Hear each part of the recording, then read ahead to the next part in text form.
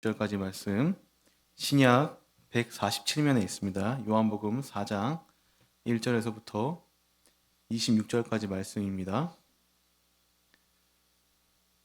네, 우리 한 절씩 교독하겠습니다. 제가 먼저 읽겠습니다. 예수께서 제자를 삼고 세례를 베푸시는 것이 요한보다 많다는 말을 바리새인들이 들은 줄 주께서 아신지라. 예수께서 친히 세례를 베푸신 것이 아니요 제자들이 베푼 것이라. 유대를 떠나서 다시 갈릴리로 가실새 사마리아를 통과하여야 하겠는지라. 사마리아에 있는 수가라 하는 동네에 이르시니 야곱이 그 아들 요셉에게 준 땅이 가깝고 거기 또 야곱의 우물이 있더라. 예수께서 길 가시다가 피곤하여 우물 곁에 그대로 앉으시니 때가 6시쯤 되었더라. 사마리아 여자 한 사람이 물을 기르러 왔음에 예수께서 물을 좀 달라 하시니 이는 제자들이 먹을 것을 사러 그 동네에 들어갔음이로라. 사마리아 여자가 이르되 당신은 유대인으로서 어찌하여 사마리아 여인이 나에게 물을 달라 하나이까 하니 이는 유대인이 사마리아인과 상종하지 아니함이로라. 예수께서 대답하여 이르시되 내가 만일 하나님의 선물과 또 내게 물 좀 달라 하는 이가 누구인 줄 알았더라면 내가 그에게 구하였을 것이요 그가 생수를 내게 주었으리라. 여자가 이르되 주여 물기를 그릇도 없고 이 우물은 깊은데 어디서 당신이 그 생수를 얻겠사옵나이까. 우리 조상 야곱이 의 무물을 우리에게 주셨고 또 여기서 자기와 자기 아들들과 짐승이 다 마셨는데 당신이 야곱보다 더 크니이까. 예수께서 대답하여 이르시되 이 물을 마시는 자마다 다시 목마르려니와 내가 주는 물을 마시는 자는 영원히 목마르지 아니하리니 내가 주는 물은 그 속에서 영생하도록 솟아나는 샘물이 되리라. 여자가 이르되 주여 그런 물을 내게 주사 목마르지도 않고 또 여기 물 기르러 오지도 않게 하옵소서. 이르시되 가서 내 남편을 불러오라. 여자가 대답하여 이르되 나는 남편이 없나이다. 예수께서 이르시되 내가 남편이 없다 하는 말이 옳도다. 너에게 남편 5이 있었고 지금 있는 자도 내 남편이 아니니 내 말이 참되도다. 여자가 이르되 주여 내가 보니 선지자로소이다. 우리 조상들은 이 산에서 예배하였는데 당신들의 말은 예배할 곳이 예루살렘에 있다 하더이다. 예수께서 이르시되 여자여 내 말을 믿으라. 이 산에서도 말고 예루살렘에서도 말고 너희가 아버지께 예배할 때가 이르리라. 너희는 알지 못하는 것을 예배하고 우리는 아는 것을 예배하노니 이는 구원이 유대인에게서 남이라. 아버지께 참되게 예배하는 자는 영과 진리로 예배할 때가 오나니 곧 이때라. 아버지께서는 자기에게 이렇게 예배하는 자들을 찾으시느니라. 하나님은 영이시니 예배하는 자가 영과 진리로 예배할지니라. 여자가 이르되 메시아 곧 그리스도라 하는 이가 오실 줄을 내가 아노니 그가 오시면 모든 것을 우리에게 알려주시리이다. 우리 함께 읽겠습니다. 예수께서 이르시되 내게 말하는 내가 그라 하시니라. 아멘. 네, 오늘 찬양 인도도 우리 김유경 자매가 또 했고 오늘 말씀은 이대현 전도사님께서 전하십니다. 세상의 구주 예수라는 제목으로 말씀 전하실 때 많은 은혜 받으시고 저도 첫 설교할 때가 생각나는데요. 여러분들의 이 반응과 이 미소가 얼마나 큰 힘이 되는지 모릅니다. 우리 말씀 세상의 구주 예수라고 말씀 준비했는데요. 우리 이대현 전도사님 나와서 말씀 전하시겠습니다.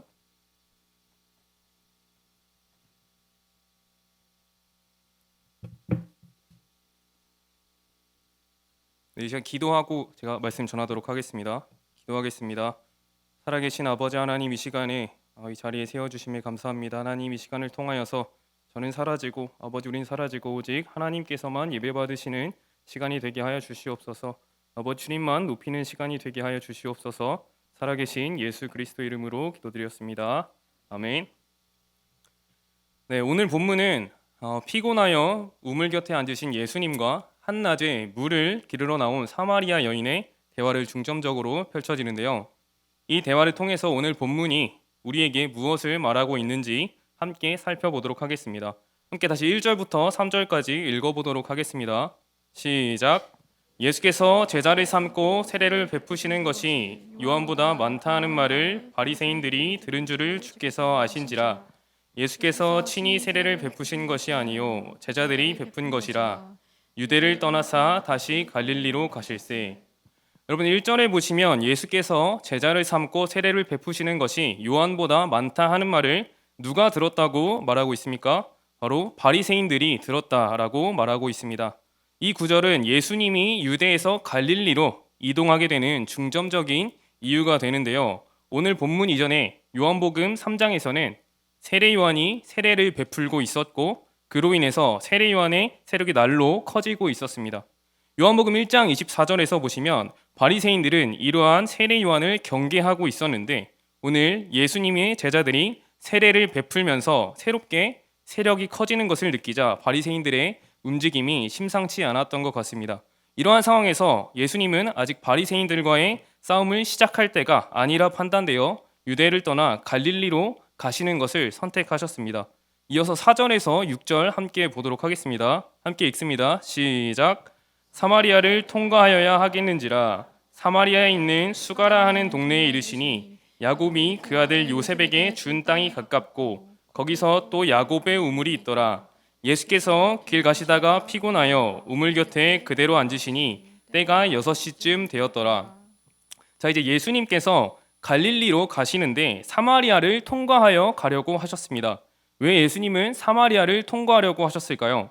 여러분도 아시다시피 사마리아 지역은 주전 722년에 아수르 왕이 이방인들을 데려와 사마리아에 정착시켰고 시간이 흐르면서 사마리아에 살던 유대인들과 이방인들이 통혼하게 되었습니다. 이러한 배경 아래에서 사마리아 사람들은 온전한 유대인이 아닌 부분적으로 유대인이었고 부분적으로 이방인이었기 때문에 혈통을 중시하던 유대인과 이방인 모두로부터 비난을 받아왔습니다. 때문에 혈통을 중요시하는 유대인들 같은 경우에는 이러한 부정함을 피하기 위해서 요단강을 건너 강 동편을 통해 갈릴리로 돌아서 가는 길을 선택했습니다. 그러나 오늘 예수님께서는 이러한 차이와 갈등을 아시면서도 사마리아를 통과하여 가셨습니다. 이것은 오늘 예수님이 어떤 목적이든 꼭 사마리아를 건너가셔야 한다는 것을 의미하고 있습니다. 계속해서 사마리아를 통과하던 중에 예수님은 수가라 하는 동네에 이르시게 되는데 그곳은 야곱이 그 아들 요셉에게 준 땅이 가깝고 거기 또 야곱의 우물이 있더라라고 이야기합니다. 요한복음의 기자는 여기서 어떠한 사건이 벌어질 것을 예견하고 있는 것 같습니다. 왜냐하면 구약에서는 우물과 관련하여 신랑이 신부를 찾아왔던 사건들, 즉 아브라함의 종이 이삭을 위해 리브가를 만났었고 또한 야곱이 라헬을 만났으며 또 모세가 십보라를 만났을 때도 우물에서 신랑이 신부를 찾아오는 사건들이 있었습니다. 이것은 오늘 예수님과 사마리아 여인의 만남에서 어떠한 일이 일어날 것을 암시하고 있습니다.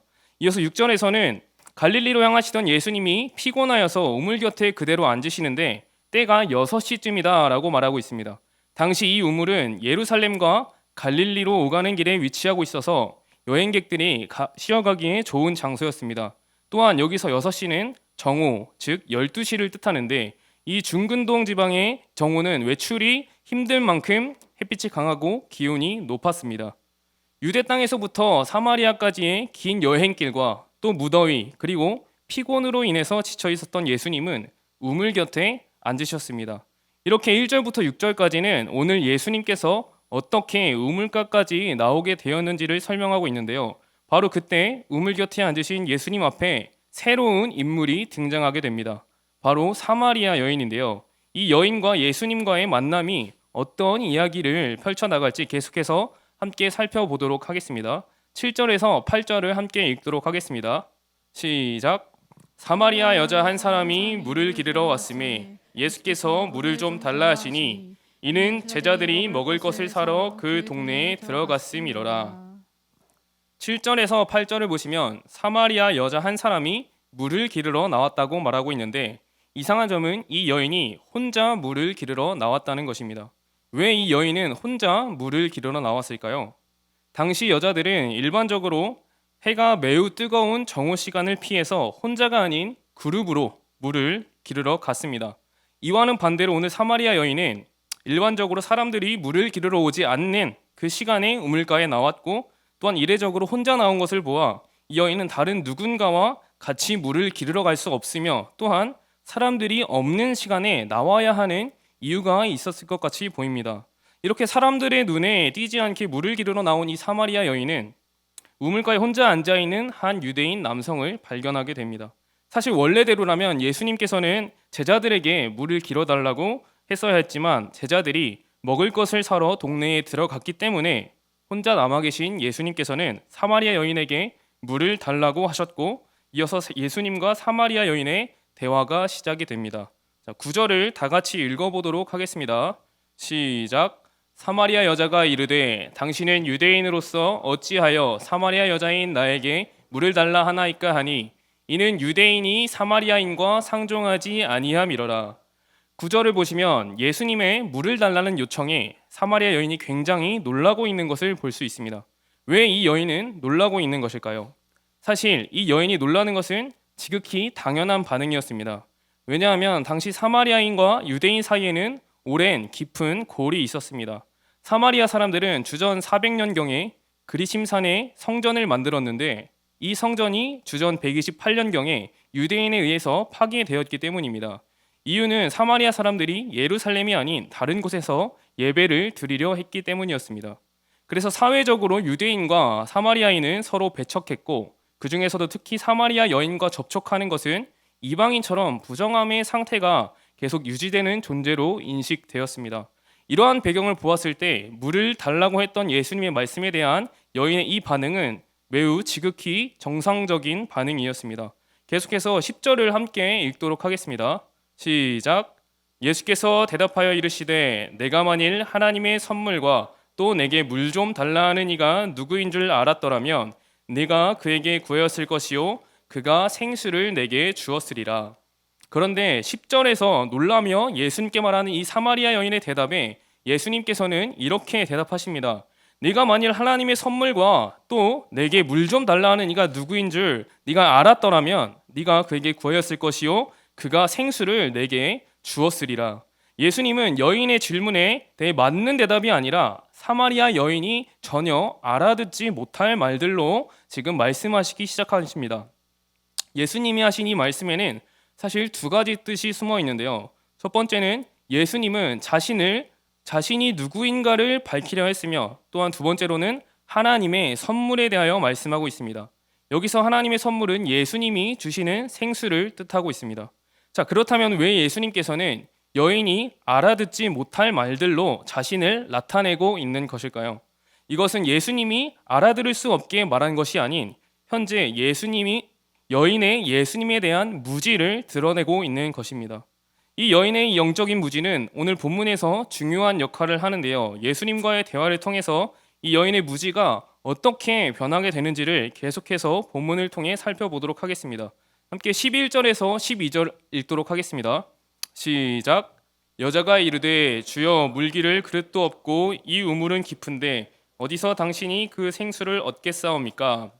우리 조상 야곱이 이 우물을 우리에게 주셨고 또 여기서 자기와 자기 아들들과 짐승이 다 마셨는데 당신이 야곱보다 더 크니이까.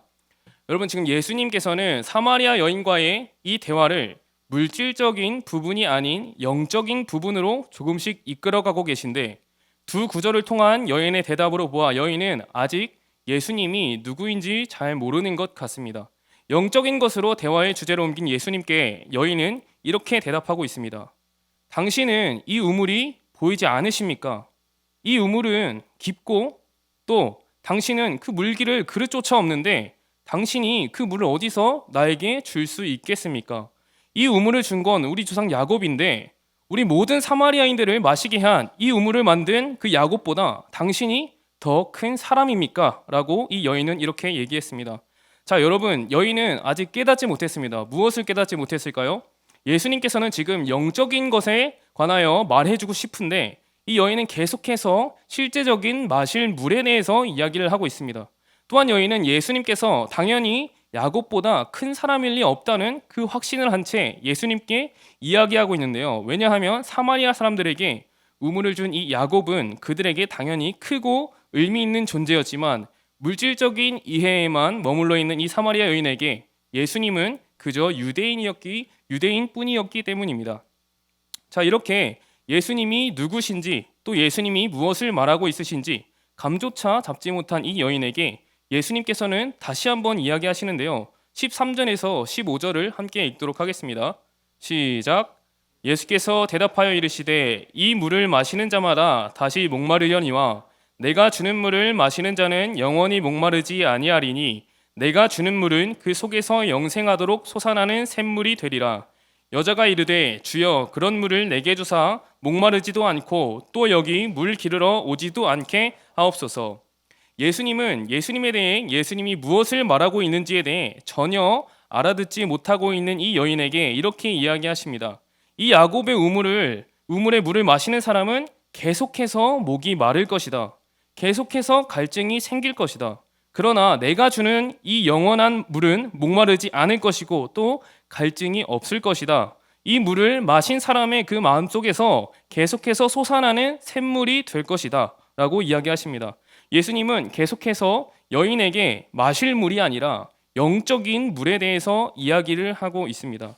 자신의 존재와 능력, 주실 선물에 대해 이야기하시지만 안타깝게도 여인의 대답에서 여인은 아직 이것을 깨닫지 못하고 있는 것을 볼 수 있는데 여인은 이렇게 대답합니다. 주여 그런 물을 내게 주사 목마르지도 않고 또 여기 물 기르러 오지도 않게 하소서.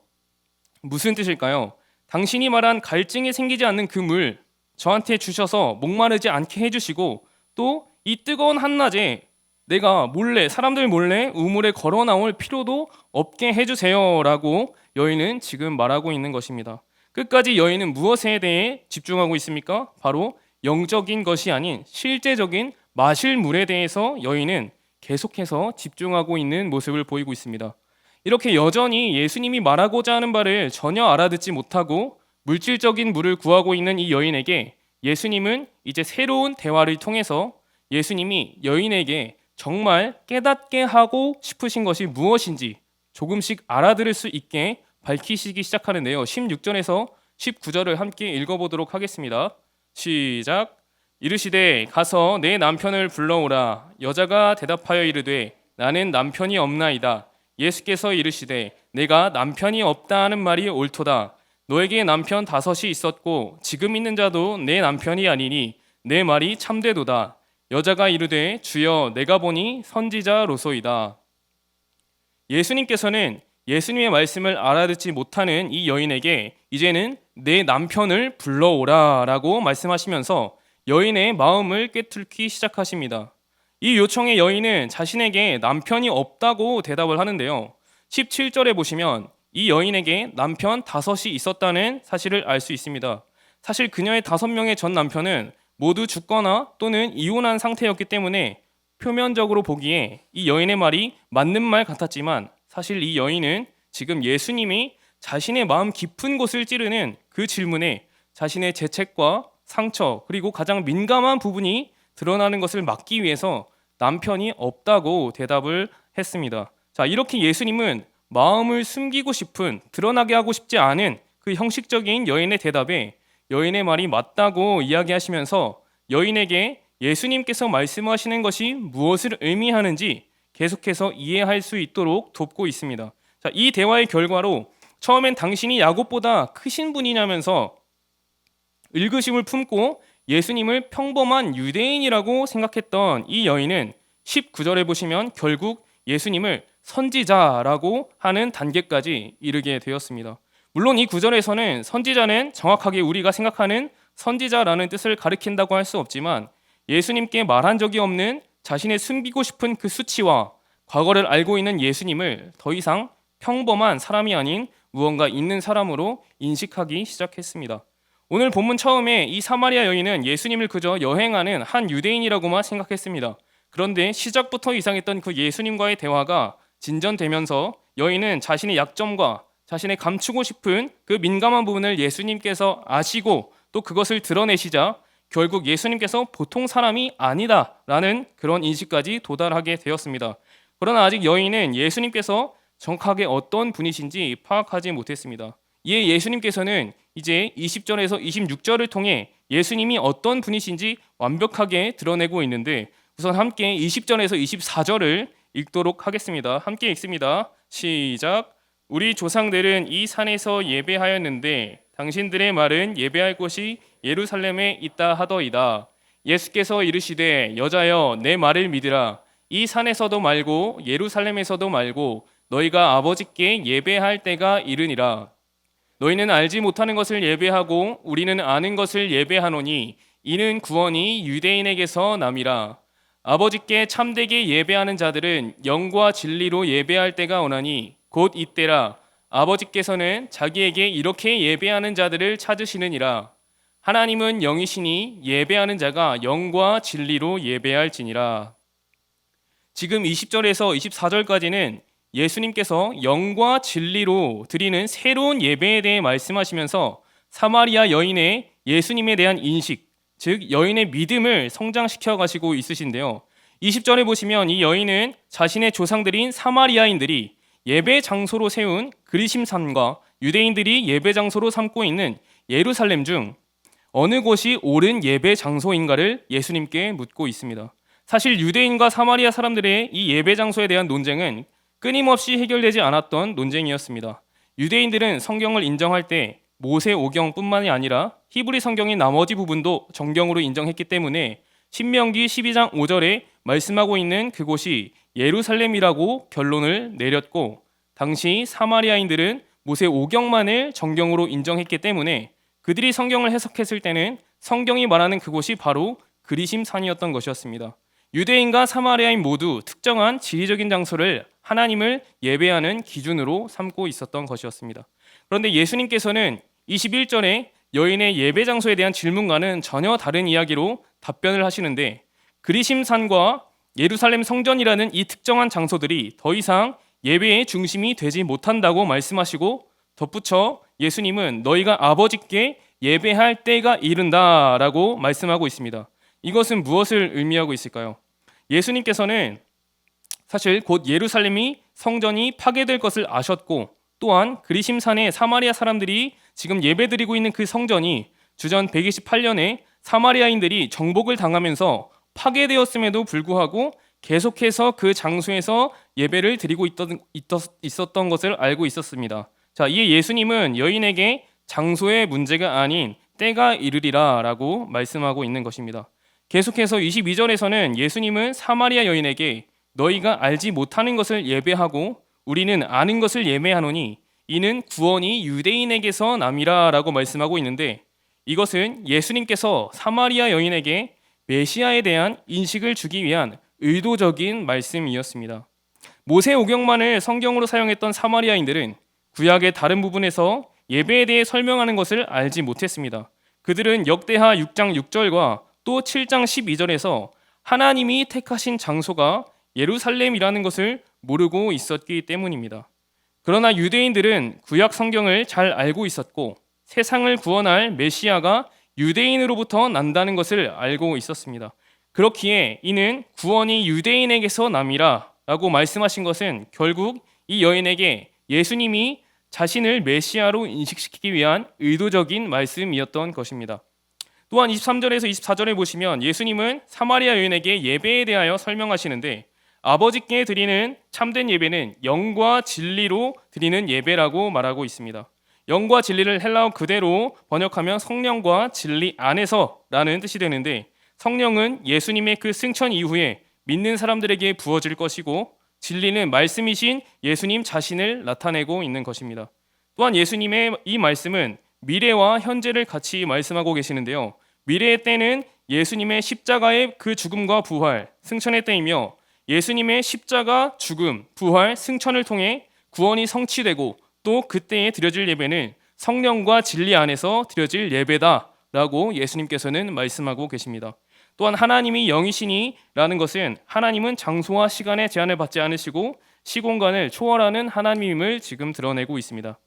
예수님의 이 엄청난 이야기에 사마리아 여인은 드디어 유대인 메시아에 대한 인식까지 도달하게 되었습니다.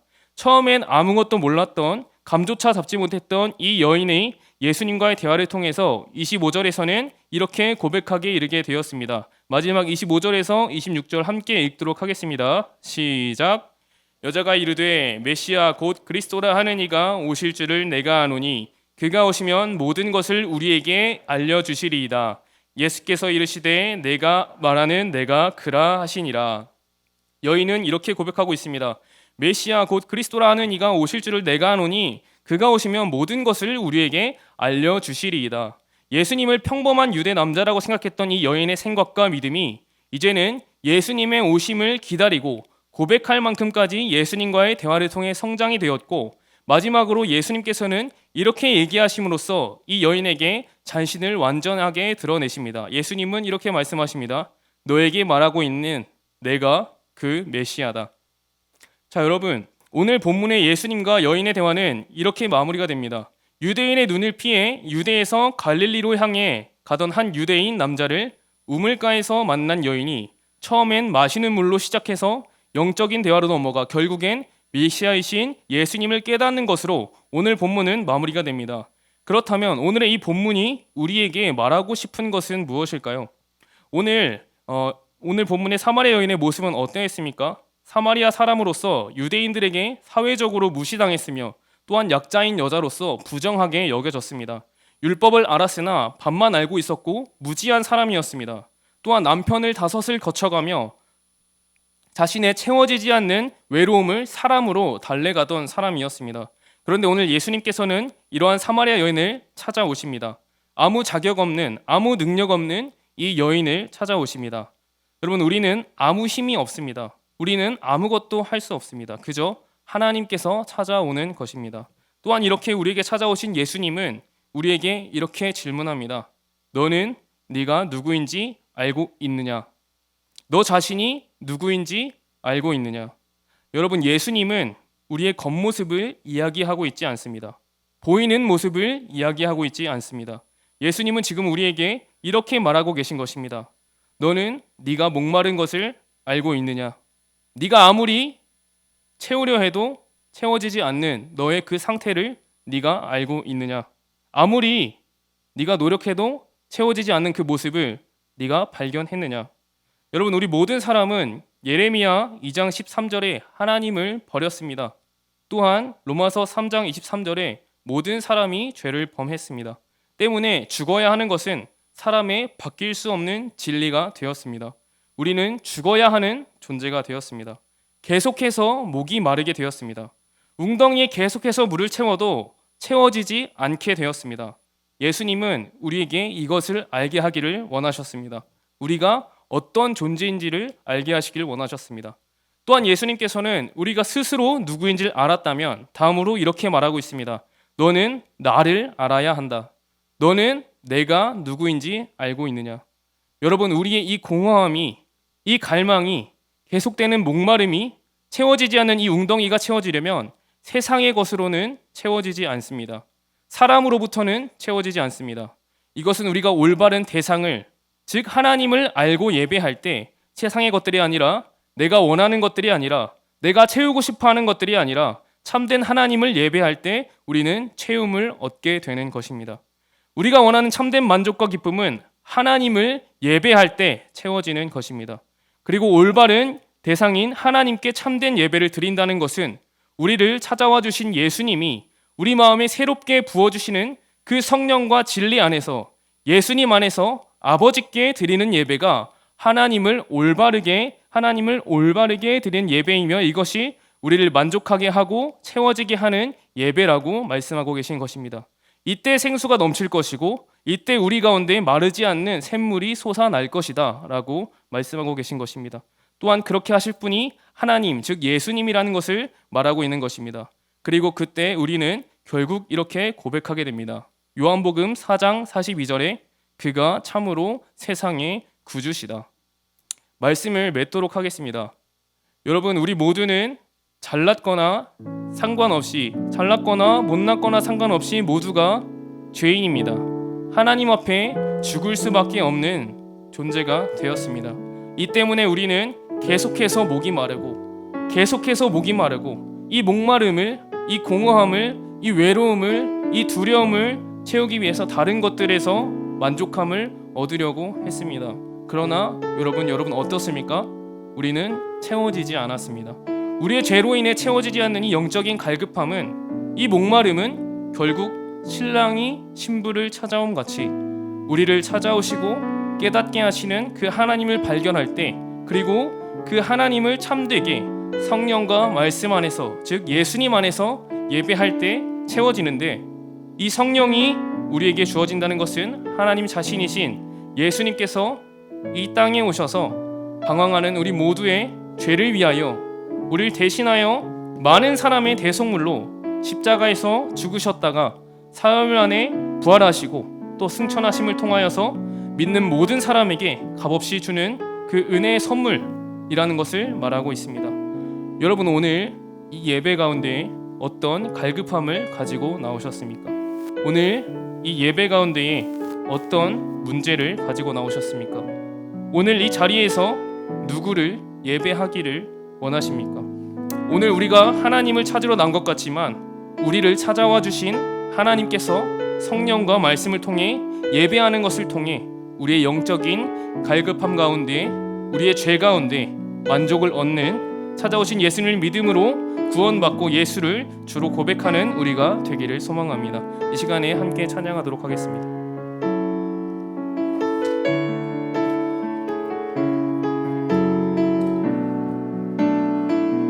슬픈 마음 있는 자, 슬픈 마음이 있는 자, 몸과 영혼 병든 자, 누구든지 부르시오. 예수 이름 부르시오. 그 이름을 믿는 자, 그 이름을 부르는 자,